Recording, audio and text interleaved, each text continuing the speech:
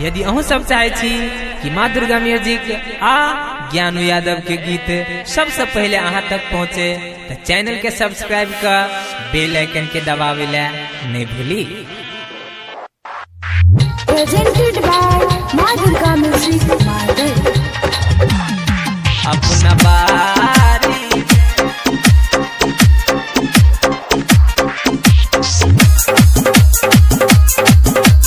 नाम क्या है अपना बारी डीजे उमेश सुखीपुर बाजार अपना बारी याद ओ तो जाती हमर ससुरारी में, याद ओ तो जाती हमर ससुरारी में, तो फोन करी है तू बैठ का अपना बारी में, के फोन करी है तू बैठ का अपना बारी में। हाँ याद ओ तो जाती हमर ससुरारी में, याद ओ तो जाती हमर ससुरारी में, तो फोन करी है तू बैठ का अपना बारी में, के फोन करी है तू बैठ का अपना बारी में।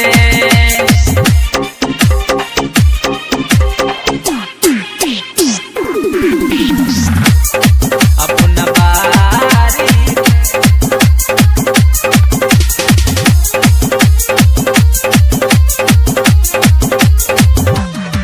अपना बारी फोन करी है तू बैठ का अपना उमेश म्यूजिक अपना बारी पिया जी के याद मैंने हमरा बुलई है, मिले खातिर कहियो अपन ससुरा बुलई है, ससुरा बुलई है। हाँ पिया जी के याद मैंने हमरा बुलई है, मिले खातिर कहियो अपन ससुरा बुलई है। निकसा खाना खुआबी है अपन थारी में, निकसा खाना खुआबी है अपन थारी में, फोन करी है तू बैठ का अपना बारी में, के फोन करी है तू बैठ का अपना बारी में। नाम क्या है नाम क्या है अपना बारी अपना बारी